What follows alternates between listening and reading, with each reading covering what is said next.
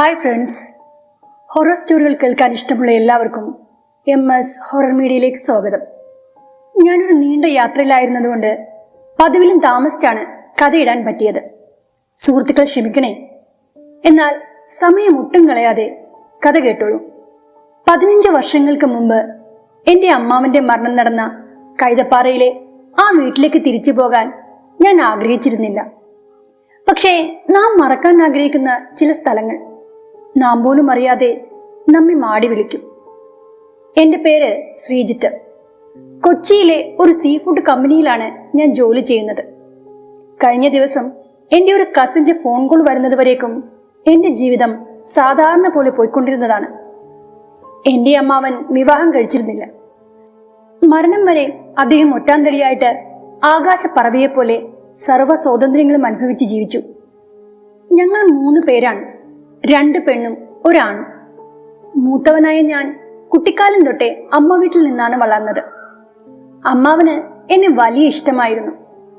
കൃഷിക്കാരനായ അദ്ദേഹം സ്വന്തമായി സമ്പാദിച്ച പണം കൊണ്ട് വാങ്ങിച്ച വീടായിരുന്നു കൈതപ്പാറയിലെ തോട്ടിൻ വക്കത്തെ ആ വീട്. 2 മുറികളും ഒരു വരാന്തയുമുള്ള ആ വീട് ചെറിയൊരു തുകയ്ക്ക് അന്ന് അമ്മാവൻ ആരിൽ നിന്നോ വാങ്ങിയതാണ്. ആ പഴയ വീട് വാങ്ങി ഒരു 1.5 വർഷം കഴിഞ്ഞപ്പോഴേക്കും രാഘവൻ അമ്മാവൻ മരിച്ചു. അദ്ദേഹത്തിന്റെ മരണത്തോടെ തോട്ടിൻ വക്കത്തെ ആ വീട് എന്റെ അമ്മയ്ക്ക് ഓഹരിയായി ലഭിച്ചു. അമ്മയുടെ കുടുംബ വീട് വലിയൊരു വീടായിരുന്നു. മുത്തശ്ശന്റെ കാലശേഷം ആ വലിയ വീടും പറമ്പും അമ്മയുടെ 2 അനിയത്തിമാരും ഒരു ആങ്ങളയും ചേർന്ന് വിറ്റു. പണം അവർ പങ്കിട്ടെടുത്തു. കുടുംബ ഓഹരി ഇനത്തിൽ അമ്മയ്ക്ക് കിട്ടിയതാണ് അമ്മാവന്റെ ആ പഴയ വീട്. അധികം ആരോടും സംസാരിക്കാത്ത, ഒട്ടും വാക്സാമർത്ഥ്യമില്ലാത്ത എന്റെ അമ്മയുടെ തലയിലേക്ക് എല്ലാവരും ചേർന്ന് ആ വീട് കെട്ടിയേൽപ്പിക്കുകയായിരുന്നു എന്ന് വേണം പറയാൻ. കഴിഞ്ഞ ആഴ്ച കസിൻ ബ്രദറിന്റെ കോള് വന്നപ്പോൾ മുതലാണ് ഞാൻ ആ വീടിനെ പറ്റി കൂടുതലായി ചിന്തിക്കാൻ തുടങ്ങിയത്. മഴക്കാലം കനക്കുന്നതിന് മുന്നേ തോട്ടിൻകരയിലെ ആ പഴയ വീടിന്റെ അറ്റകുറ്റപ്പണികൾ തീർക്കണം. അല്ലെങ്കിൽ അത് താമസിക്കാൻ പറ്റാത്ത വിധത്തിൽ നശിച്ചു പോയെന്ന് വരാം. അവൻ പറഞ്ഞത് ശരിയായിരുന്നു. അമ്മാവന്റെ മരണശേഷം ആരും ആ വീട്ടിലേക്ക് പോയിട്ടില്ല. തോട്ടിൻവക്കത്തെ ആ വീടിനെ പറ്റി നാട്ടുകാർക്കിടയിൽ പല വർത്തമാനങ്ങളുമുണ്ട്. നല്ല ആരോഗ്യവാനായ അമ്മാവൻ പെട്ടെന്നൊരു ദിവസം പിടഞ്ഞു വീണ് മരിച്ചതിന് പിന്നിൽ ആ വീടാണ് കാരണമെന്നാണ് അവർ പറയുന്നത്. അമ്മാവൻ ആ വീട് മേടിക്കുന്നതിനോട് വീട്ടിൽ ആർക്കും യോജിപ്പില്ലായിരുന്നു. പണ്ടുതൊട്ടേ ആ വീടിരിക്കുന്ന സ്ഥലവും ആ വീടും താമസയോഗ്യമല്ലെന്നാണ് കൈതപ്പാറക്കാർ പറഞ്ഞു നടന്നത്. തോട്ടിൻവക്കത്തെ ആ വീട് ആർക്കെങ്കിലും വിറ്റ് കാശാക്കണമെന്ന് കുറെ നാളായിട്ട് ഞാൻ ആലോചിക്കുന്നതാണ്. പക്ഷേ അവിടുത്തെ നാട്ടുകാരുടെ കെട്ടുകഥകൾ കേട്ട് വീട് മേടിക്കാൻ വരുന്നവരെല്ലാം നിശബ്ദം പിന്മാറുകയായിരുന്നു പതിവ്. എന്തായാലും ആ വീടൊന്ന് നന്നാക്കിയെടുക്കാമെന്നോർത്താണ് ഞാൻ ഇടുക്കിയിലെ കൈതപ്പാറ എന്ന ആ കുഗ്രാമത്തിലേക്ക് തിരിച്ചത്. കുണ്ടും കുഴിയും നിറഞ്ഞ റോഡിലൂടെ വാഹന സൗകര്യങ്ങൾ നന്നേ കുറവായിരുന്നു. ഒരു ജീപ്പ് പിടിച്ച് ഞാൻ കൈതപ്പാറയിലുള്ള വീടിന് കുറച്ചകലെയെത്തി. ഇനി മുന്നോട്ടുള്ള വഴിയിലൂടെ ജീപ്പ് പോകില്ല. 1 കിലോമീറ്ററോളം നടക്കണം. പിന്നെ ഒരു പാലം കയറി ചെന്നാൽ അമ്മാവന്റെ വീടെത്തി. തോടിന്റെ അങ്ങേക്കരയിൽ ആ ഒരൊറ്റ വീടേയുള്ളൂ. പക്ഷേ പാലത്തിനിക്കരയിൽ ഒരുപാട് വീടുകളുണ്ട്. എന്നിട്ടും വല്ലാത്തൊരു നിശബ്ദതയായിരുന്നു അവിടെ നിറഞ്ഞു നിന്നത്. പാലത്തിനക്കരയിലെ മൈതാനത്തിൽ കുട്ടികൾ എപ്പോഴും കാൽപന്ത് കളി കളിക്കാറുള്ളതാണ്. പക്ഷെ അവരുടെ ചിരിയും ബഹളവും ഒന്നും കേൾക്കാനില്ല. ഇരമ്പിയെത്തിയ കാറ്റിൽ കാപ്പിച്ചെടിയുടെ ഇലകൾ ഉലഞ്ഞുള്ള ശബ്ദം ഇടക്കൊന്ന് കേട്ടു. ചുറ്റുപാട് നിരീക്ഷിച്ചുകൊണ്ട് ഞാൻ മുന്നോട്ട് നടന്നുകൊണ്ടിരുന്നു. കഴിഞ്ഞ ദിവസങ്ങളിൽ പെയ്ത മഴയിൽ വീടിനെ ചുറ്റുവളഞ്ഞു കിടക്കുന്ന ആ തോടൊന്ന് വീർത്തിട്ടുണ്ട്. പൂഴി കലർന്ന ചെളിവെള്ളം ഇരമ്പിപ്പാഞ്ഞ് പാലത്തിനടിയിലൂടെ ഒഴുകിക്കൊണ്ടിരുന്നു. ഞാൻ ആ തടിപ്പാലം കടന്ന് വീടിനെ ലക്ഷ്യം വെച്ച് നടന്നു. കാട് പിടിച്ചു കിടക്കുന്ന കാപ്പിച്ചെടികൾക്കിടയിൽ ഒറ്റപ്പെട്ടു നിൽക്കുന്ന ആ ഓടിട്ട വീട്ടിലേക്കുള്ള വഴിയിൽ ഇഴുക്കലുണ്ടായിരുന്നു. നടക്കുമ്പോൾ തെന്നുന്ന ആ വീതി കുറഞ്ഞ നടപ്പാതയുടെ ഇരുവശത്തും തലയോളം പൊക്കമുള്ള കളകൾ വളർന്നു നിൽക്കുകയാണ്. അമ്മാവന്റെ മരണശേഷം ഇങ്ങോട്ടുള്ള വഴിയൊന്നും ആരും നന്നാക്കാൻ മെനക്കെട്ടിട്ടില്ല എന്ന് ആ വഴി കണ്ടപ്പോഴേ എനിക്ക് മനസ്സിലായി. മുഖമാകെ കരിവാളിച്ച നിലയിലായിരുന്നു അമ്മാവന്റെ മൃതദേഹം ഈ തോട്ടിൻകരയിൽ നിന്ന് കണ്ടെത്തിയത്. അറ്റാക്ക് വന്നാണ് അദ്ദേഹം മരിച്ചതെന്നായിരുന്നു പരക്കെയുള്ള സംസാരം. പക്ഷേ ഞാൻ ഇപ്പോഴും അമ്മാവന്റെ ആ മുഖം ഓർക്കുന്നു. കുട്ടിക്കാലത്ത് ഞാൻ ആദ്യമായി കണ്ട മരിച്ചയാളുടെ മുഖം അത് അമ്മാവന്റേതായിരുന്നു. അതുകൊണ്ടായിരിക്കാം അതൊരിക്കലും എനിക്ക് മറക്കാൻ കഴിയാഞ്ഞത്. നീലിച്ച് കറുത്തുപോയ അമ്മാവന്റെ കൂടിപ്പോയ ശരീരം, കണ്ണുകൾ പുറത്തേ കുന്തി വാ തുറന്നു പിടിച്ചുള്ള ആ കിടപ്പ്, അതിപ്പോഴും എന്റെ ഓർമ്മകളിൽ ഒരു മങ്ങലും ഏൽക്കാതെ കിടക്കുകയാണ്. അദ്ദേഹത്തിന്റെ അവസാന സമയത്ത് അദ്ദേഹം എന്തെങ്കിലും കണ്ട് ഭയന്ന് ഉറക്കെ നിലവിളിച്ചിരുന്നു? അതോ അന്ത്യശ്വാസം വലിക്കുന്ന നേരത്ത് വാ തുറന്നപടി ഇരുന്നു പോയതാണോ? വീട്ടിലേക്ക് നടക്കുന്ന സമയത്ത് അമ്മാവനെ കുറിച്ചുള്ള ഓർമ്മകൾ എന്റെ മനസ്സിനെ ഉലച്ചു. പണ്ടെങ്ങോ കെട്ടിയ സിമന്റ് സ്ലാബിന്റെ മതില് പകുതിയും പൊളിഞ്ഞ് താഴെ വീണ് കിടന്നിരുന്നു. പടുവൃദ്ധനായ ഒരു മനുഷ്യന്റെ വാരിയെല്ലുകൾ തെളിഞ്ഞു കാണുന്നത് പോലെ ആ പഴയ വീടിന്റെ ഓടുകൾ ഇടിഞ്ഞു വീണ ഉത്തരക്കോലുകൾ തെളിഞ്ഞു കാണാമായിരുന്നു. തോട്ടിൻകരയിലായതുകൊണ്ട് തന്നെ ഈർപ്പം തട്ടിയ ചുമരികൾക്ക് പച്ച നിറമായിരുന്നു. പോക്കറ്റിലിരുന്ന് താക്കോൽ എടുത്ത് ഞാൻ ആ വീടിന്റെ പ്രധാന വാതിൽ തുറക്കാനായി ശ്രമിച്ചു. തുരുമ്പ് പിടിച്ച് താക്കോൽ പഴുതിൽ തിരികിയ താക്കോൽ മുന്നോട്ടോ പിന്നോട്ടോ നീങ്ങാതെ അങ്ങനെ തടഞ്ഞു നിന്നു. തുറക്കാൻ പറ്റാത്ത താഴിലേക്ക് നോക്കി നിരാശനായി ഞാൻ ആ വീടിന്റെ വരാന്തയിൽ കുറച്ചു നേരം ഒരേ നിൽപ്പു നിന്നു. കൂട്ടം കൂടി നിന്ന കാപ്പിച്ചെടികൾക്കിടയിൽ പുകമഞ്ഞ് നിറയാൻ തുടങ്ങിയിരുന്നു. തണുപ്പ് വീണു തുടങ്ങിയതും ഞാനൊരു സിഗരറ്റ് കത്തിച്ചു വലിച്ചു. തണുത്ത കാറ്റിൽ ഇരച്ചെത്തിയ ചേറുമണം എന്നെ വല്ലാണ്ടലട്ടി.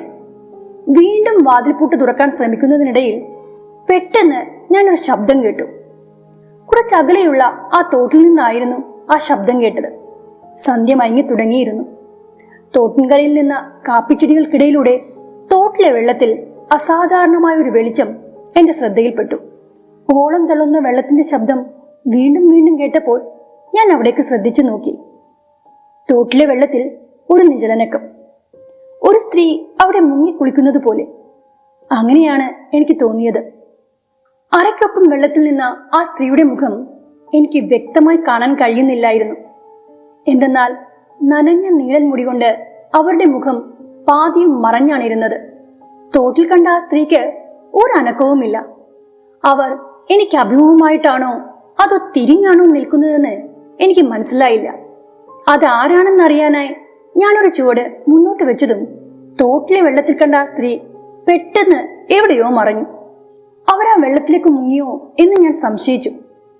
പക്ഷേ വെള്ളത്തിന് ഒരനക്കവും ഉണ്ടായില്ല. മാത്രവുമല്ല, അവർ വെള്ളത്തിലേക്ക് മുങ്ങുന്ന ഒരു ശബ്ദവും ഞാൻ കേട്ടില്ല. ഒഴുക്കുള്ള വെള്ളത്തിന്റെ ഇരമ്പം അത് തുടർച്ചയായി കേൾക്കുന്നുണ്ടായിരുന്നു. മുന്നോട്ട് നടന്ന അതേ സ്പീഡിൽ തന്നെ ഞാൻ പിറകിലേക്ക് നടന്നു. അസാധാരണമായ ആ കാഴ്ച എന്നിൽ ഭയമുളവാക്കി. ഒരുപക്ഷേ എനിക്കങ്ങനെ തോന്നിയതാവാം. നീണ്ട യാത്ര, ഈ ഒറ്റപ്പെട്ട വീട്, അമ്മാവനെ കുറിച്ചുള്ള പഴയ ഓർമ്മകൾ, അതൊക്കെ കൊണ്ടാവാം എനിക്കങ്ങനെ തോന്നിയത്. വല്ലാത്തൊരു വെപ്രാളത്തോടെ ഞാൻ ഒരു തവണ കൂടി ആ വീടിന്റെ പൂട്ട് തുറക്കാൻ ശ്രമിച്ചു. ഇത്തവണ എന്തായാലും ഞാനതിൽ വിജയിച്ചു. ഫ്രണ്ടിലെ വരാന്തയോട് ചേർന്നുള്ള ഉത്തരക്കോലിൽ നിന്ന് കുറച്ചോടുകൾ ഇടിഞ്ഞ് താഴേക്ക് വീണ നിലയിലായിരുന്നു. ഓടുമേഞ്ഞ പുരമുകളിൽ ഇടയ്ക്കിടെ ഓടകന്നുപോയ വിടവും കാണാമായിരുന്നു. അകത്തേക്ക് കയറിയ ഞാൻ ചുറ്റുപാടുമൊന്നു നോക്കി. കയ്യിൽ കരുതിയ ടോർച്ച് വെട്ടത്തിൽ ഞാൻ ചെറിയ ഹാള് ഒരുവിധം വൃത്തിയാക്കി എടുത്തു. ഭിത്തിയോട് ചേർന്ന് കിടന്ന പഴഞ്ഞൻ കട്ടില് പൊടി തട്ടി തൂത്ത് തുടച്ച് അതിലൊരു ബെഡ്ഷീറ്റ് വിരിച്ച് ഞാൻ അതിൽ കിടന്നു. തലക്കരികിൽ ടോർച്ചും ബാഗും ഭദ്രമായി വെച്ചതിന് ശേഷം ഞാൻ ഉറങ്ങാതെ തിരിഞ്ഞും മറിഞ്ഞും കിടന്നു. തോട്ടുകരയിലെ ഒറ്റപ്പെട്ട ആ വീടല്ലായിരുന്നു എന്റെ മനസ്സിനെ അലട്ടിയത്. മറിച്ച് തോട്ടിൽ കണ്ട ആ കാഴ്ച അതെന്റെ മനസമാധാനം കെടുത്തി. ഒരുപക്ഷെ തോട്ടിൻ വക്കത്ത് നിൽക്കുന്ന കാപ്പിച്ചെടിയുടെ നിഴലായിരിക്കാം ഒരു സ്ത്രീയുടെ രൂപമായിട്ട് എനിക്ക് തോന്നിയത്. ഇങ്ങനെയൊക്കെ പറഞ്ഞ് ആ രാത്രിയിൽ ഞാൻ സ്വയം ആശ്വാസം കണ്ടെത്താൻ ശ്രമിക്കുന്നുണ്ടായിരുന്നെങ്കിലും അടുത്ത നിമിഷം മനസ്സിലിരുന്ന് ആരോ പറഞ്ഞു അത് കാപ്പിച്ചെടിയുടെ നിഴലല്ലായിരുന്നു എന്ന്, മറ്റെന്തോ ആണെന്ന്.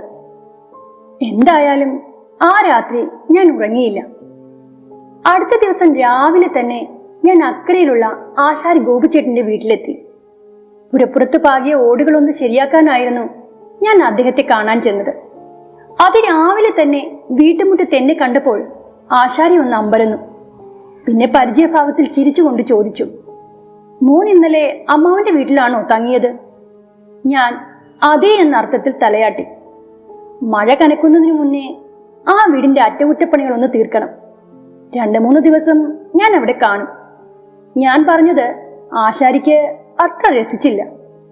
സന്ധ്യ മയങ്ങിക്കഴിഞ്ഞാൽ ആളുകളൊന്നും പാലത്തിന്റെ അക്കരയിലുള്ള ആ ഭാഗത്തേക്കൊന്നും പോകാറില്ല. ഞാൻ പ്രത്യേകിച്ചൊന്നും പറയാൻ പോയില്ല. അയാൾ പറയാൻ പോകുന്ന കെട്ടുകഥകൾ കേൾക്കാൻ എനിക്ക് ഒട്ടും താല്പര്യം തോന്നിയില്ല. എന്റെ മുഖം തിരിച്ചുള്ള നിൽപ്പ് കണ്ടപ്പോൾ ആശാരി പറഞ്ഞു, ഉച്ച കഴിഞ്ഞ് ഞാൻ എന്റെ മകനെ അങ്ങോട്ടേക്ക് വിടാം. പക്ഷേ 5 മണി കഴിഞ്ഞെന്നാൽ അവിടേക്ക് ആരും വരുമെന്ന് കുഞ്ഞ് വിചാരിക്കേണ്ട. ആശാരിയുടെ വീട്ടിൽ നിന്ന് തിരികെ എത്തിയ ഞാൻ അവിടെ അടുത്തുള്ള ഒരു ചായക്കടയിൽ കയറി ആഹാരം കഴിച്ചു. ഉച്ചക്ക് കഴിക്കാനുള്ളത് പാഴ്സലായി വാങ്ങിക്കുകയും ചെയ്തു. എന്നെ കണ്ടപ്പോഴേ വിശേഷങ്ങളൊക്കെ തിരക്കിയ നാട്ടുകാർ തോട്ടിൻകരയിലെ വീട് വിൽക്കാനാണോ ഞാൻ വന്നത്, അതോ അവിടെ താമസിക്കാനാണോ വന്നത് എന്നൊക്കെ ചോദിച്ചറിഞ്ഞു. കുട്ടിക്കാലം തൊട്ടേ അമ്മ വീട്ടിൽ നിന്ന് വളർന്ന എന്നെ ആ നാട്ടിലെ പലർക്കും അറിയാം. ഞാൻ കടയിൽ നിന്ന് ഇറങ്ങിയപ്പോൾ അവിടെ ഉണ്ടായിരുന്നവർ അമ്മാവന്റെ ആ വീടിനെ പറ്റി എന്തൊക്കെയോ പിറുവിറുക്കുന്നുണ്ടായിരുന്നു. ഞാനതത്ര കാര്യമാക്കാൻ പോയില്ല. വീട്ടിലെത്തിയ ശേഷം ഞാൻ ആ വീടും പരിസരവും വൃത്തിയാക്കാനുള്ള പണികളിൽ ഏർപ്പെട്ടു. തോടിനക്കരയിലുള്ള ഒരു അരുവിയിൽ നിന്ന് കുടിക്കാനുള്ള വെള്ളവും ഞാൻ ശേഖരിച്ചു വെച്ചു.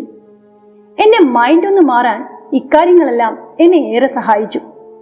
പക്ഷേ ഉച്ച കഴിഞ്ഞിട്ടും ആശാരിയോ അയാളുടെ മകനോ ഓടുകൾ മാറിയിടാനായി അവിടേക്ക് വന്നില്ല. ഒരു 4 മണി കഴിഞ്ഞപ്പോഴേ ആ പരിസരത്തിന് ഒരു മാറ്റമുണ്ടായി. വെയിലും താഴ്ന്നു, ഒപ്പം വെളിച്ചവും. മെല്ലെ മെല്ലെ പുകമഞ്ഞ് കാഴ്ചയെ മറക്കാൻ തുടങ്ങി. കഴിഞ്ഞ ദിവസം ആ തോട്ടിൽ കണ്ട കാഴ്ച അത് സത്യമാണോ എന്നറിയാൻ ഞാൻ ആ ഭാഗത്തേക്ക് നടന്നു. തഴച്ച് വളർന്നു നിൽക്കുന്ന കാപ്പിച്ചെടികൾക്കപ്പുറം ഇരുട്ട് കനത്തിരുന്നു. അവിടെ ഞാൻ സംശയിച്ചതുപോലെ ഒന്നും കണ്ടില്ല. തോടിന്റെ തീരത്ത് അടിഞ്ഞു കൂടിയ ചെളിയിൽ ആരുടെയും കാൽപ്പാടുകൾ പോലും പതിഞ്ഞിട്ടില്ല. അതിനാൽ മുൻപ് കണ്ട ആ കാഴ്ച അതെന്റെ തോന്നൽ തന്നെയാണെന്ന് ഞാൻ ഉറപ്പിച്ചു. പക്ഷേ ചെളി അടിഞ്ഞു കൂടിയ ആ തോടിന്റെ വരമ്പത്ത് വല്ലാത്തൊരു ദുർഗന്ധമുണ്ടായിരുന്നു. മീൻ ചത്ത് ചിഞ്ഞതുപോലുള്ള ഒരു ദുർഗന്ധം. ഓളം തള്ളുന്ന വെള്ളം കല്ലുകളിൽ തട്ടുന്ന ശബ്ദം മാത്രമേ അവിടെ കേൾക്കാനുണ്ടായിരുന്നുള്ളൂ. മറ്റൊരു തരത്തിലുള്ള ശബ്ദവും അവിടെ ഇല്ലായിരുന്നു. ഉരുളൻ കല്ലുകൾ നിറഞ്ഞ തോട്ടിലേക്ക് ഞാൻ പതുക്കെ ഇറങ്ങി. വെള്ളത്തിന് നല്ല തണുപ്പുണ്ടായിരുന്നു. ആ സമയത്ത് എന്റെ കാലിൽ എന്തോ ഒന്ന് മുട്ടി. വല്ല ഇഴജന്തുക്കളായിരിക്കുമെന്ന ഭയത്തിൽ ഞാൻ തിടുക്കത്തിൽ കരയിലേക്ക് കയറാൻ ഭാവിച്ചതും കാലിൽ വന്ന് തട്ടിയത് അഴുകി ജീർണിച്ച ഒരു തൊണ്ടാണെന്ന് ഞാൻ അറിഞ്ഞു. ചെളിവെള്ളത്തിൽ പൊന്തിക്കിടന്ന ആ തൊണ്ട് കണ്ടപ്പോൾ ഞാൻ അറിയാതെ ചിരിച്ചുപോയി. അങ്ങനെ തോട്ടിൽ നിന്ന് കരയിലേക്ക് കയറി വീട്ടിലേക്ക് നടന്ന സമയത്താണ് ഞാൻ അത് ശ്രദ്ധിച്ചത്. കാലടയാളം. ചെളി അടിഞ്ഞ തീരത്ത് കുറച്ചകലെയായി മനുഷ്യന്റെ കാലടയാളം പതിഞ്ഞിരിക്കുന്നു. വീതി കുറഞ്ഞ ആ കാൽപ്പാടുകൾ ഒരു സ്ത്രീയുടേതാണെന്ന് ഞാൻ തിരിച്ചറിഞ്ഞു. ആ കാലടയാളത്തെ പിന്തുടർന്ന് ഞാൻ പാതി വഴിവരെ എത്തി. പിന്നീട് അങ്ങോട്ട് ഞാൻ പിന്തുടർന്നു വന്ന ആ കാൽപ്പാടുകൾ കാണാനില്ലായിരുന്നു. പാതി വഴിവരെയും കണ്ട ആ കാൽപ്പാടുകൾ വീണ്ടും എന്നെ കുഴക്കി. അന്ന് രാത്രിയിൽ ഞാനൊരു ദുസ്വപ്നം കണ്ടു. വീടിന് മുന്നിലുള്ള ആ തോട്ടിൽ ഒരു സ്ത്രീ അരയോളം വെള്ളത്തിൽ പുറംതിരിഞ്ഞു നിൽക്കുന്നു. അവരുടെ നഗ്നമായ മുതുകിൽ നീളത്തിൽ ആരോ മാന്തി കീറിയതുപോലുള്ള ചോര ഒലിച്ചിറങ്ങിയ മുറിപ്പാടുകൾ. ആ സ്ത്രീ ആരാണെന്നറിയുവാനായി ഞാൻ അവരുടെ അരികിലേക്ക് നടന്നു. പക്ഷേ പെട്ടെന്ന് അനങ്ങാതെ നിന്ന ആ സ്ത്രീ തല തിരിച്ച് എന്നെ തുറിച്ചു നോക്കി. അവരുടെ തുറിച്ചുന്തിയ കണ്ണുകൾ കണ്ട് ഞാൻ ഭയന്നു. തുറന്നു പിടിച്ച അവളുടെ വായിൽ നിറയെ വെള്ളമായിരുന്നു. വള്ളി പോലെ തൂങ്ങിക്കിടക്കുന്ന നീളൻ പായകൾ അവളുടെ വായിൽ നിന്ന് താഴേക്ക് ഞാന്നു കിടക്കുന്നു. ഞാൻ കിതച്ചുകൊണ്ട് ഉറക്കത്തിൽ നിന്ന് ഞെട്ടി ഉണർന്നു. വിയർത്ത് കുളിച്ച ഞാൻ ചുറ്റുപാടും നോക്കി. തറയിൽ കത്തിച്ചു വെച്ച മെഴുകുതിരികൾ എരിഞ്ഞു തീർന്നിരുന്നു. പുറത്ത് വെള്ളത്തിൽ കൂടി ആരോ നടക്കുന്ന ശബ്ദം കേട്ട് ഞാൻ ചെവി പൊത്തിക്കൊണ്ട് വീണ്ടും കിടന്നു. പിന്നെ എപ്പോഴോ മയങ്ങി. അടുത്ത ദിവസം രാവിലെ ഉണർന്നെണീറ്റപ്പോൾ എനിക്ക് നല്ല തലവേദനയും പനിയും ഉണ്ടായിരുന്നു. പാലം കടന്ന് അക്കരെ ചായക്കടയിൽ നിന്ന് ഒരു ചുക്കുകാപ്പി വാങ്ങി കുടിച്ചപ്പോൾ പനിക്കും തലവേദനയ്ക്കും ഒരാശ്വാസം കിട്ടി. ചായക്കടയുടെ കുറച്ചകലെയായി ഒരു വാസുക്കുട്ടൻ മാഷിന്റെ വീടുണ്ട്. അദ്ദേഹവും എന്റെ അമ്മാവനും സുഹൃത്തുക്കളായിരുന്നു. ചെറുപ്പത്തിൽ പലതവണ ഞാൻ ഈ മാഷിന്റെ വീട്ടിൽ പോയിട്ടുണ്ട്. ചായക്കടയിൽ നിന്ന് ഞാൻ വാസുക്കുട്ടൻ മാഷിന്റെ വീട്ടിലേക്ക് നടന്നു. ഞാൻ അവിടെ ചെന്നപ്പോൾ അദ്ദേഹം വീടിന്റെ വരാന്തയിൽ പത്രം വായിച്ചുകൊണ്ടിരിക്കുകയായിരുന്നു. എന്നെ കണ്ടപ്പോൾ മാഷ് ചിരിച്ചുകൊണ്ട് പറഞ്ഞു, "നീ നാട്ടിലെത്തിയിട്ടുണ്ടെന്ന് ഞാൻ അറിഞ്ഞു. രാഘവന്റെ വീട്ടിലാണോ നീ ഇപ്പോൾ താമസിക്കുന്നത്?" ഗൗരവത്തിലായിരുന്നു അദ്ദേഹത്തിന്റെ ആ ചോദ്യം. "അതേ മാഷെ, 2 ദിവസമായിട്ട് തോട്ടിൻകരയിലെ ആ വീട്ടിലായി എന്റെ താമസം. മഴ കനക്കുന്നതിന് മുമ്പ് അതൊന്ന് നന്നാക്കിയിടണമെന്ന് വിചാരിച്ചു. പക്ഷേ ആ വീട്ടിൽ വന്നപ്പോൾ മുതൽ വിചിത്രമായ ചില കാഴ്ചകൾ ഞാൻ കണ്ടു. ആ തോട്ടിലും ഞാൻ കണ്ട ദുസ്വപ്നത്തിലും ഒരു സ്ത്രീ. അവരെ ഞാൻ പലപ്പോഴായി കാണുന്നു. അതൊരു തോന്നലാണെന്നാണ് ഞാൻ ആദ്യം വിശ്വസിച്ചത്.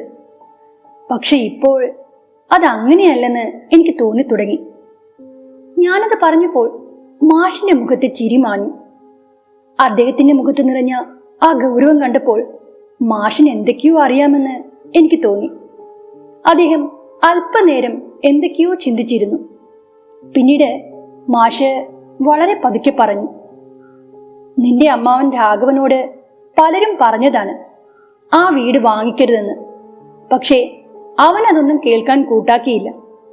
തോട്ടിൻകരയിലുള്ള ആ വീട്ടിലേക്കോ അതിന്റെ പരിസര പ്രദേശത്തേക്കോ ആരും തന്നെ പോകാറില്ല. ആർക്കും അതിനുള്ള ധൈര്യവുമില്ല. കുറെ വർഷങ്ങൾക്ക് മുമ്പ് ആ വീട്ടിൽ ഒരു പുലയ സ്ത്രീയും അവരുടെ കുടുംബവും താമസിച്ചിരുന്നു. പാസിര എന്നായിരുന്നു അവളുടെ പേര്. വൃദ്ധരായ മാതാപിതാക്കളുടെ ഏക ആശ്രയം അവൾ മാത്രമായിരുന്നു. കെട്ടുപ്രായം കഴിഞ്ഞിട്ടും വിവാഹം കഴിക്കാതെ അവൾ തന്റെ അച്ഛനും അമ്മയ്ക്കും വേണ്ടി അങ്ങനെ ജീവിച്ചു. വട്ടിയും പായുമൊക്കെ നെയ്ത് വീടുകൾ തോറും കൊണ്ടു നടന്ന് വിറ്റാണ് പാസിര വീട് നോക്കിയിരുന്നത്. ഒരു ദിവസം വൈകിട്ട് അവളെ കാണാതെയായി. തൊട്ടടുത്ത ദിവസം ആ തോട്ടിന്റെ കടവത്ത് അവളുടെ ശവം പൊന്തി. തെല്ലു നേരത്തേക്ക് മാഷ നിശബ്ദനായി. പിന്നീട് പറഞ്ഞു, "തുണി അലക്കാൻ പോയപ്പോൾ അവള് കാല് തെറ്റി തോട്ടിൽ വീണ് മരിച്ചതെന്നാണ് അന്ന് നാട്ടുകാർ പറഞ്ഞത്. പക്ഷേ നല്ല നീന്തൽ വശമുണ്ടായിരുന്ന പാസിര ഒരിക്കലും തോട്ടിൽ മുങ്ങി മരിക്കില്ല എന്ന് എല്ലാവർക്കും അറിയാവുന്ന കാര്യമായിരുന്നു. അക്കാലത്ത് തോടിനക്കരയിൽ ഒരുപാട് ഏലത്തോട്ടങ്ങളുള്ള ഒരു മുതലാളി ഉണ്ടായിരുന്നു. അയാളുടെ മകനാണ് പാസിരയെ മാനഭംഗപ്പെടുത്തി കൊന്നതെന്ന് എല്ലാവർക്കും അറിയാവുന്ന പരസ്യമായ രഹസ്യമായിരുന്നു. പക്ഷേ അന്ന് ഈ കൈതപ്പാറയിലുള്ള പലരും അയാളുടെ തോട്ടത്തിലെ ജോലിക്കാരായിരുന്നു. അതുകൊണ്ട് തന്നെ അയാൾക്കെതിരെയോ അയാളുടെ മകനെതിരെയോ ആരും ഒരു വാക്ക് പോലും പറഞ്ഞില്ല. ഈ കഥയെല്ലാം എന്റെ കുട്ടിക്കാലത്ത് നടന്ന കാര്യങ്ങളാണ്." മാഷ് പറഞ്ഞ കാര്യങ്ങൾ ഞാൻ മൂകനായി കേട്ടുകൊണ്ടിരുന്നു. മാഷ് ഇറയത്തെ തൂണിൽ ചാരിയിരുന്നു കൊണ്ട് തുടർന്നു, "പാസിര മരിച്ചതിന്റെ 3-ാം പക്കം ആ മുതലാളിയുടെ മകനെ കാണാതെയായി. പിന്നെ അയാളുടെ സുഹൃത്തിനെ. മുതലാളിയുടെ മകന്റെ മൃതശരീരം തോട്ടിലെ ചേറിൽ പൂണ്ട നിലയിലാണ് കണ്ടെത്തിയത്. അയാളുടെ സുഹൃത്തിന്റെ ശവം ആ പാലത്തിനടിയിലാണ് ചീഞ്ഞു പൊന്തിയത്. അങ്ങനെ പലരെയും കാണാതെയായി. ചിലരുടെ അഴുകി അളിഞ്ഞ ശവശരീരങ്ങൾ ആ തോട്ടിലും ചേറിലും നിന്ന് കണ്ടെത്തി. പിന്നീട് ചിലത് നീ ഇപ്പോൾ താമസിക്കുന്ന വീടിന്റെ പരിസരത്ത് നിന്നാ കണ്ടെത്തിയത്. ആ പുലയ പെണ്ണിന്റെ ശാപമായതിനെല്ലാം കാരണം. അവളുടെ പ്രായമായ അച്ഛനെയും അമ്മയെയും ആരും തിരിഞ്ഞു നോക്കിയില്ല. അവരും വിശന്നു വലഞ്ഞു ചത്തു. പാസിരയുടെ മരണത്തിന്റെ കാരണക്കാരൻ ആരാണെന്ന് അറിയാമായിരുന്നിട്ടും ഇവിടുത്തെ നാട്ടുകാർ അത് വിളിച്ചു പറയാൻ മടിച്ചില്ലേ? അതുകൊണ്ട് തോട്ടിൻപക്കത്തെ പുരകളിൽ ഓരോരുത്തരും ദുർമരണപ്പെട്ടു തുടങ്ങിയപ്പോൾ അവിടെ താമസിച്ചവരെല്ലാം അവിടുത്തെ പൊറുതി മതിയാക്കി എല്ലാം വാരിക്കെട്ടി എങ്ങോട്ടൊക്കെയോ പോയി. മഴക്കാലത്ത് ആ തോട് നിറഞ്ഞു കവിഞ്ഞൊഴുകുമ്പോൾ അവളുടെ സാന്നിധ്യം ആ പരിസരത്തുണ്ടാകും. പലരും തോട്ടിൻകരയിൽ ഒരു സ്ത്രീയെ കണ്ടിട്ടുണ്ടത്രേ.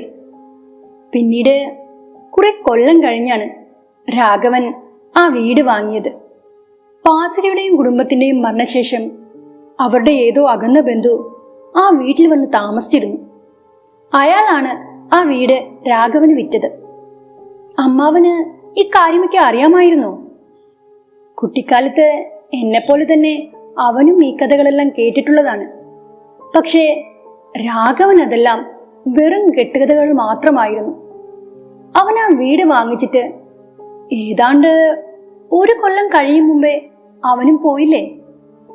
ആ വർഷത്തെ മഴക്കാലത്ത് ആ തോട് നിറഞ്ഞു കവിഞ്ഞപ്പോൾ പാസിരയെ അവനും കണ്ടിരിക്കാം. ആ തോടിന്റെ കരയിൽ ചെളിയിൽ പൂണ്ട നിലയിലായിരുന്നല്ലോ അവനും കിടന്നത്. പാസിരയ്ക്ക് എല്ലാവരോടും വെറുപ്പാ. അവൾ ആരെയും വെറുതെ വിടില്ല. ഒരു ജലപിശാചായി അവളുടെ ആത്മാവ് ഇപ്പോഴും ആ തോട്ടിലും അതിന്റെ പരിസരത്തുമായി അലഞ്ഞു നടക്കുകയാണത്രേ. മാഷ് ആ പഴയ കാര്യങ്ങളെല്ലാം പറഞ്ഞ് അവസാനിപ്പിച്ചുകൊണ്ട് വരാന്തയിൽ നിന്ന് എണീറ്റു.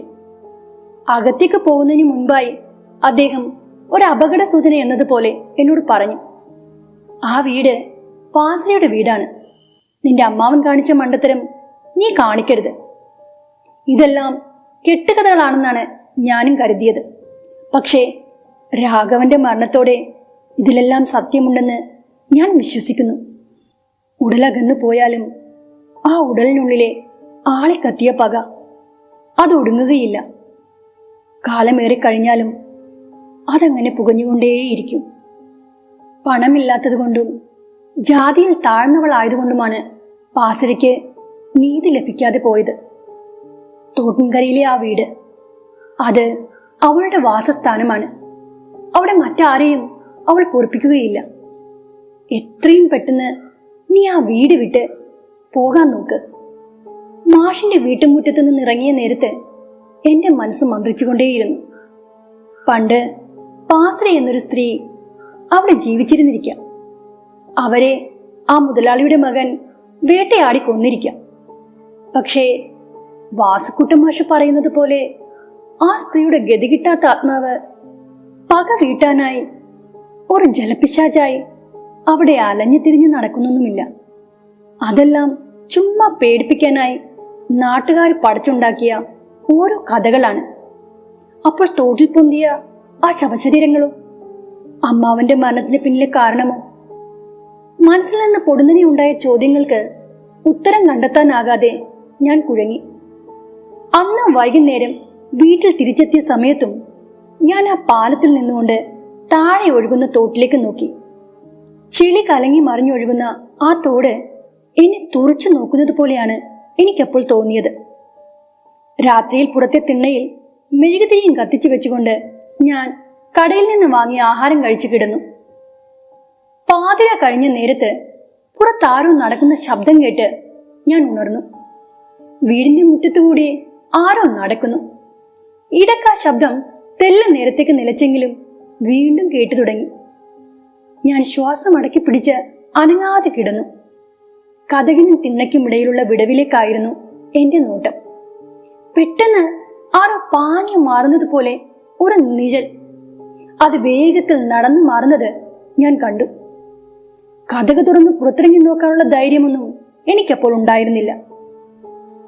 എന്തായാലും ആ രാത്രി മുഴുവനും ആരോ ആ വീടിന് ചുറ്റും നടക്കുന്ന കാലൊച്ച ഞാൻ വെളുക്കുവോളം കേട്ടു. ജനലിന്റെ മങ്ങിയ ചില്ലിലൂടെ വെളിച്ചമകത്തേക്ക് എത്തുന്നത് വരെ ഞാൻ കട്ടിൽ നിന്ന് എണീറ്റില്ല. രാവിലെ പുറത്തിറങ്ങി ആ വീടിന് ചുറ്റും ഞാൻ നിരീക്ഷിച്ചു. പക്ഷെ മുറ്റത്തെങ്ങും ഞാൻ സംശയിച്ചതുപോലെ ആരുടെയും കാൽപ്പാടുകൾ ഉണ്ടായിരുന്നില്ല. അതോടെ കഴിഞ്ഞുപോയ രാത്രിയിൽ കേട്ട ആ കാലൊച്ചയും ഉത്തരം കിട്ടാത്ത ചോദ്യമായി എന്റെ മനസ്സിൽ അവശേഷിച്ചു. അന്ന് ഉച്ച കഴിഞ്ഞപ്പോൾ ഗോപിയാശാരിയുടെ മകൻ മകേഷ് പുറപ്പുറത്തെ ഓട് മാറ്റാനായി ആ വീട്ടിലെത്തി. അകന്ന് മാറിയിരുന്നതും ഇടിഞ്ഞ് താഴെ വീണതുമായ ഓടുകളെല്ലാം മാറ്റി അവൻ ഇറമ്പത്ത് ചാരി വെച്ചിരുന്ന പഴയ ഓടുകൾ അതിന് പകരമായി നിരത്തുകയും ചെയ്തു. പണിയെല്ലാം വേഗത്തിൽ തീർത്ത് കാശ് വാങ്ങിച്ച് പോക്കറ്റിലിട്ട ശേഷം ആ പയ്യൻ എന്നോട് ചോദിച്ചു, ഇന്നലെ ഉച്ചയ്ക്ക് ഞാൻ അക്കരെ വഴിയിലൂടെ പോകുന്ന സമയത്ത് ഈ ഭാഗത്തായിട്ട് ഒരു സ്ത്രീ ഉറക്കെ നിലവിളിക്കുന്നത് പോലെ കേട്ടു. ഞാൻ കണ്ണുകളുയർത്തി അവനെ ഒന്ന് നോക്കി. എന്നിട്ട് ഞാൻ പറഞ്ഞു, ആ എനിക്കറിയില്ല, അങ്ങനെയൊരു ശബ്ദവും ഞാൻ കേട്ടില്ല. അവൻ ഇറയത്തിരുന്ന മൊന്തയിൽ നിന്ന് വയറ് നിറച്ച് വെള്ളം കുടിച്ചു. പിന്നീട് കിരി തുടച്ചുകൊണ്ട് പറഞ്ഞു, ഇവിടേക്ക് അങ്ങനെ ആരും വരാറില്ല. അക്കരയിലുള്ളവർ പലരും ഈ തോട്ടിലും ഈ വീടിന്റെ പരിസരത്തുമായിട്ട് ഒരു സ്ത്രീയെ കണ്ടിട്ടുണ്ട്. പണ്ടെങ്ങോ മരിച്ചുപോയ ആ സ്ത്രീയെ കണ്ടവർക്ക് ഇപ്പോൾ മാറാവ്യാധി പിടിപെട്ട് കിടപ്പിലാണ്. ഈ വീട്ടിൽ താമസിച്ച നിങ്ങളെ എന്തായാലും സമ്മതിക്കണം. പിന്നീട് അവൻ സമയം ഒട്ടും കളയാതെ പാലം കടന്ന് അക്കരയ്ക്ക് പോയി. അന്ന് രാത്രിയിലും വിചിത്രമായ ചില സംഭവങ്ങൾ ഉണ്ടായി. പാതിരാത്രി കഴിഞ്ഞ സമയത്ത് ഞാൻ പതിവ് പോലെ ഉറക്കം വിട്ടുണർന്നു. പുറത്തു കേട്ട ആ കാലച്ചയാണ് എന്നെ ഉറക്കത്തിൽ നിന്നുണർത്തിയത്. ആ സമയത്ത് മുറിയിലാകെ ഒരു ചേറുമണവും എനിക്ക് അനുഭവപ്പെട്ടു. അപ്രതീക്ഷിതമായി ജനലിന്റെ ചില്ലിൽ ആരോ കൊട്ടി. ഒരേ ഒരു തവണയാണ് ആ കൊട്ടിവിളി ഉണ്ടായത്. ഞാൻ ടോർച്ച് എടുത്ത് തെളിച്ചു പിടിച്ചുകൊണ്ട് ജനലിന് നേർക്ക് നോക്കി. പുറത്ത് നല്ല മഞ്ഞുണ്ടായിരുന്നു. പെട്ടെന്ന് ആ പുകമഞ്ഞങ്ങ് മാറി. ആ മഞ്ഞു മാറിയതും വിൻഡോ ഗ്ലാസിൽ ഒരു കൈയടയാളം തെളിഞ്ഞു. വണ്ണം കുറഞ്ഞ ആ കൈപ്പത്തിയുടെ അടയാളം അതൊരു സ്ത്രീയുടേതായിരുന്നു. ജനൽ ചില്ലിനപ്പുറമായി കണ്ട ആ കൈയടയാളം ആ ഒരു നിമിഷത്തിൽ ആരോ പതിച്ചതുപോലെ അതിൽ നിന്ന് വെള്ളത്തുള്ളികൾ താഴെ കുലിച്ചിറങ്ങി. ജനൽ ചില്ലിൽ തെളിഞ്ഞു വന്ന ആ കൈയടയാളം കണ്ട് എന്റെ നെഞ്ചിടിപ്പിന്റെ താളം തെറ്റി. ക്രമാതീതമായി ഉയർന്ന എന്റെ നെഞ്ചിടിപ്പിന്റെ ശബ്ദം എനിക്ക് തന്നെ അപ്പോൾ കേൾക്കാമായിരുന്നു. ഭിത്തിയോട് ചേർത്തിട്ടിരുന്ന എന്റെ കട്ടിലിന്റെ തൊട്ടടുത്ത ആ ജനൽ ചില്ലിൽ ഞാൻ തൊടാനോ അത് തുടക്കാനോ പോയില്ല. ആ രാത്രിയിൽ ഞാൻ കുത്തിയിരുന്ന് നേരം വെളുപ്പിച്ചു. ടോർച്ച് വെട്ടത്തിൽ ഞാൻ ആ അടയാളത്തിലേക്ക് നോക്കിയിരുന്നു. പിന്നീട് ടോർച്ചിന്റെ വെട്ടവും കുറഞ്ഞു വന്നു. നേരം വെളുത്തതോടെ ആ കൈയടയാളം അത് അപ്രത്യക്ഷമാവുകയും ചെയ്തു. അതോടെ ഇവിടുത്തെ നാട്ടുകാർ പറയുന്നതിൽ എന്തോ കാര്യമുണ്ടെന്ന് എനിക്ക് തോന്നിപ്പോയി. എങ്ങനെയെങ്കിലും ഈ വീട് വിറ്റ് കാശാക്കണം. ആ ഒരു ചിന്തയിൽ കുറച്ച് ദിവസം കൂടി ആ വീട്ടിൽ തങ്ങാൻ ഞാൻ തീരുമാനിച്ചു. വാസുക്കുട്ടമാഷ് പറയുന്നത് പോലെ അങ്ങനെ ഒരു അദൃശ്യശക്തി ഈ പരിസരത്തുണ്ടെങ്കിൽ തന്നെ അതെനിക്ക് പ്രത്യേകിച്ച് ഒരു ദോഷവും ഇതുവരെ ചെയ്തില്ല. ആ ഒരു ധൈര്യത്തിന്റെ പുറത്തായിരുന്നു ഞാൻ ആ വീട്ടിൽ കുറച്ച് ദിവസം കൂടി താമസിക്കാമെന്ന തീരുമാനമെടുത്തത്. അന്നത്തെ പകലിന് വെളിച്ചം കുറവായിരുന്നു. ആകാശം അങ്ങനെ ഇരുണ്ടു മൂടിക്കിടന്നു. വൈകുന്നേരമായതോടെ മഴ പെയ്തു തുടങ്ങി. തോരാതെ പെയ്യുന്ന മഴയെ നോക്കി ഞാൻ ഇറയത്തങ്ങനെ ഇരുന്നു. പതുക്കെ പതുക്കെ ശാന്തമായി പെയ്തുകൊണ്ടിരുന്ന മഴയുടെ മട്ടും ഭാവവും മാറി. ഞെട്ടിപ്പിക്കുന്ന ഇടിനാദങ്ങൾക്കൊപ്പം കണ്ണഞ്ചിപ്പിക്കുന്ന മിന്നൽ പിണരുകൾ പാളി വീണു. തോട്ടിൻ വക്കത്ത് നിന്ന ഒരു തെങ്ങിന്റെ മുകൾ ഭാഗം പച്ചയോടെ നിന്ന് കത്തുന്നത് കണ്ടതോടെ ഞാൻ ഇറയത്ത് നിന്ന് അകത്തേക്ക് ഓടിക്കയറി. പാഞ്ഞെത്തിയ കാറ്റിൽ കാപ്പിച്ചെടിയുടെ തലപ്പുകൾ നിലം തൊട്ടു. ജനലും വാതിലും അടച്ച് ഞാൻ അകത്ത് തന്നെ ഇരുന്നു. ഇരുട്ട് കനക്കും തോറും കാറ്റിന്റെ ഇരമ്പവും കൂടി കൂടി വന്നു. ആർത്ത് പെയ്ത ആ മഴ നിലച്ചതേയില്ല. തലവഴി പുതുപ്പും മൂടി മഴയുടെ ആ തണുപ്പിൽ ഞാൻ ചുരുണ്ടുകൂടി കിടന്നു. രാത്രിയിൽ എപ്പോഴോ വെള്ളത്തിന്റെ ഓളം തള്ളൽ കേട്ടാണ് ഞാൻ ചെറിയൊരു മയക്കത്തിൽ നിന്ന് എണീറ്റത്. കട്ടിൽ നിന്ന് നിലത്തേക്ക് കാലുകൾ എടുത്തു വെച്ചതും പാദങ്ങൾ മുങ്ങാൻ പാകത്തിൽ തിണ്ണയിൽ വെള്ളം നിറഞ്ഞിരിക്കുന്നു. മങ്ങിയ ടോർച്ച് വെട്ടത്തിൽ മുറിയിലെത്തിയ വെള്ളത്തിൽ കുളയട്ടുകൾ നീന്തി നടക്കുന്നത് ഭീതിയോടെ ഞാൻ നോക്കി നിന്നു. തോട്ടിലെ വെള്ളം കുത്തിയൊലിച്ചൊഴുകുന്ന ശബ്ദം കേട്ടതോടെ ഞാൻ ജനൽ തുറന്ന് പുറത്തേക്ക് നോക്കി. തോരാതെ പെയ്ത ആ രാത്രി മഴയിൽ തോടാകെ കവിഞ്ഞൊഴുകുകയാണ്. നാല് ചുറ്റിനും വെള്ളം. വർഷകാലത്ത് മഴ കനക്കുമ്പോൾ തോട് കരകവിഞ്ഞൊഴുകും. ആ സമയത്ത് പാതിര തിരിച്ചു വരും. വാസുക്കുട്ടൻ മാഷ് പറഞ്ഞ ആ വാക്കുകൾ അത് ഓർത്തതോടെ എനിക്കാകെ വെപ്രാളമായി. ഇനി ഇവിടെ നിന്നാൽ ശരിയാവില്ല എന്ന് തോന്നിയതോടെ കട്ടിലിന്റെ തലക്കലിരുന്ന ബാഗും തോളിൽ തൂക്കി ഞാൻ കതക് തുറന്ന് തിടുക്കത്തിൽ പുറത്തേക്കിറങ്ങിയതും നടുക്കം കുളിക്കുന്ന ഒരു ശബ്ദം കേട്ടു. എന്റെ ശരീരം വിറകൊണ്ടു. തോടിന് കുറുകെ ഉണ്ടായിരുന്ന പാലം അത് നിലം പൊത്തിയിരിക്കുന്നു. ഇനി എങ്ങനെ അക്കരെ കടക്കുമെന്ന ചിന്തയിൽ ഞാൻ പകച്ചുപോയി. എന്നിട്ടും മഴയിൽ നനഞ്ഞു കുളിച്ച് മങ്ങിയ ടോർച്ച് വെട്ടത്തിൽ ഞാൻ മുറ്റത്ത് നിറഞ്ഞു നിന്ന വെള്ളത്തിലൂടെ നീന്തി മുന്നോട്ട് നടന്നു. മുട്ടോളം വെള്ളം നിറഞ്ഞതോടെ ചെളിവെള്ളത്തിൽ നീന്തിയെത്തിയ കുളയട്ടകൾ എന്റെ കാലിൽ പറ്റിപ്പിടിച്ചു. എന്തു വന്നാലും ഇനി പിന്നോട്ട് പോയിട്ട് കാര്യമില്ലെന്നറിയാവുന്നത് കൊണ്ട് തന്നെ ഏത് വിധേനയും അക്കരയിലെത്തണമെന്ന ചിന്തയിൽ ഞാൻ മുന്നോട്ട് തന്നെ നീങ്ങി. പക്ഷേ അധികം ദൂരം താണ്ടാൻ എനിക്കായില്ല. അതിനു മുമ്പേ കുത്തിയൊലിച്ചൊഴുകുന്ന തോട്ടിലേക്ക് ഞാൻ വീണുപോയി. നാലുപാട് നിറഞ്ഞു പൊന്തിയ വെള്ളത്തിൽ തോടേതാണ് കരയേതാണ് എന്നറിയാൻ വയ്യാത്ത അവസ്ഥയിലായിരുന്നു ഞാൻ. വെള്ളത്തിൽ മുങ്ങിപ്പൊങ്ങിയിട്ടും ഞാൻ ടോർച്ചിൽ നിന്നുള്ള പിടി വിട്ടില്ല. കനത്ത ഇരുട്ട്, കുത്തിയൊലിച്ചൊഴുകുന്ന വെള്ളം, നിർത്താതെ പെയ്യുന്ന മഴയോടൊപ്പം വീശിയ കാറ്റ്, ഇതെല്ലാം എന്റെ മുന്നിലെ തടസ്സങ്ങൾ തന്നെയായിരുന്നു. മരണവെപ്രാളത്തിൽ ഞാൻ മുങ്ങിയും പൊങ്ങിയും ഒഴുക്കിൽപ്പെട്ട് മുന്നോട്ട് നീങ്ങിയ സമയത്ത് ആരോ എന്റെ കാൽ പിടിച്ച് ശക്തമായി തോട്ടിലെ ആഴക്കയത്തിലേക്ക് താഴ്ത്തി.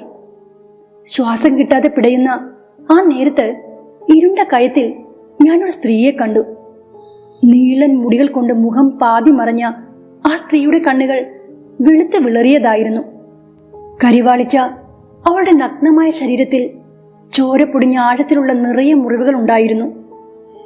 തോട്ടിലെ അടിയൊഴുക്കിൽപ്പെട്ട് ഞാൻ ആ സ്ത്രീയുടെ അരികിലേക്ക് അടുത്തുകൊണ്ടിരുന്നു. നീണ്ട കൂർത്ത നഖങ്ങളുള്ള കൈകൾ വിരിച്ചു പിടിച്ചുകൊണ്ട് അവർ ഉറക്കെ അലറി. അവരുടെ ആ അലർച്ച ഒരു സൂചി മുന പോലെ എന്റെ ചെവിയിൽ തുളഞ്ഞു കയറുന്നതായി എനിക്ക് തോന്നി. ഇതിന്റെ അവസാനമാണെന്നറിഞ്ഞ ആ നിമിഷത്തിൽ ഞാൻ എൻ്റെ അമ്മയുടെ മുഖം ഓർത്തുപോയി. ഞാനില്ലാതെയായാൽ എനിക്ക് താഴെയുള്ള എൻ്റെ 2 സഹോദരിമാർക്കും പ്രായമായ എൻ്റെ അച്ഛനും അമ്മയ്ക്കും എന്ത് സംഭവിക്കുമെന്ന ചിന്തയിൽ ഞാൻ ആ കയത്തിൽ നിന്ന് മുകളിലേക്ക് കുതിച്ചു പൊന്തി.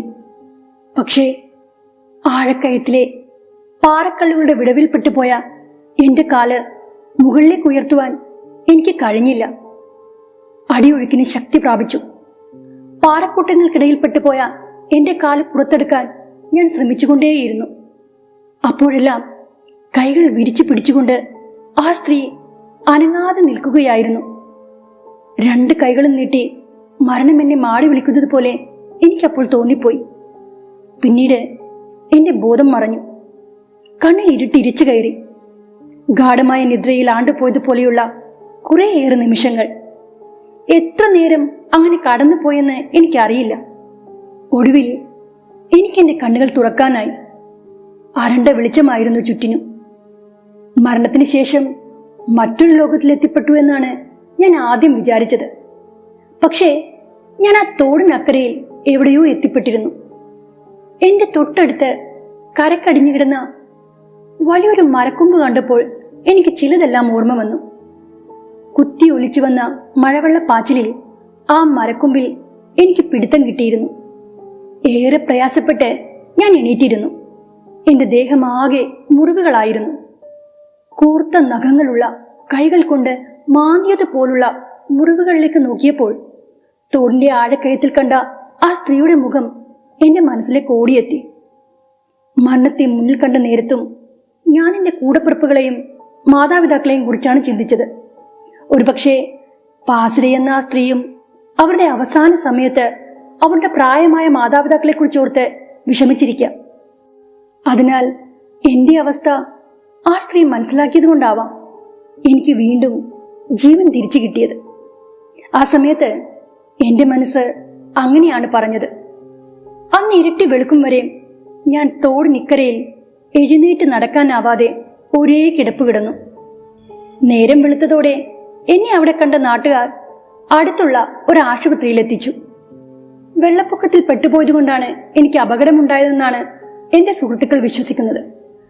പക്ഷേ ഹോസ്പിറ്റലിൽ എന്നെ കാണാൻ വന്ന വാസുക്കുട്ടൻ മാഷും ഗോപി ആശാരിയും കൈതപ്പാറയിലെ എന്റെ പരിചയക്കാരും പറഞ്ഞത് പാസിരിയുടെ പിടിയിൽ നിന്ന് ഞാൻ തലനാരിഴയ്ക്ക് രക്ഷപ്പെട്ടതെന്നാണ്. 2001 ഒരു വർഷകാലത്താണ് ഈ സംഭവം ഉണ്ടായത്. അന്ന് എന്റെ ദേഹത്തുണ്ടായ മുറിവുകൾ അത് കരിഞ്ഞതാണ്. പക്ഷെ എല്ലാ കൊല്ലവും മഴക്കാലമാവുമ്പോഴേക്കും വീണ്ടും ആ മുറിവുകൾ പഴുത്തുപൊട്ടും. പാസിരിയുടെ മനസ്സിനേറ്റ മുറിവിന്റെ വേദനയെ ഓർമ്മിപ്പിക്കും വിധം എന്റെ ദേഹത്തെ ആ മുറിവുകൾ നീറിപ്പുകയും. കൈതപ്പാറയിലെ ആ വീട്, തോട്ടിൻവക്കത്തെ ആ വീട് ഞാൻ ആർക്കും വിറ്റില്ല. അതിപ്പോഴും കാട് കയറിയ നിലയിൽ അവിടെ തന്നെയുണ്ട്.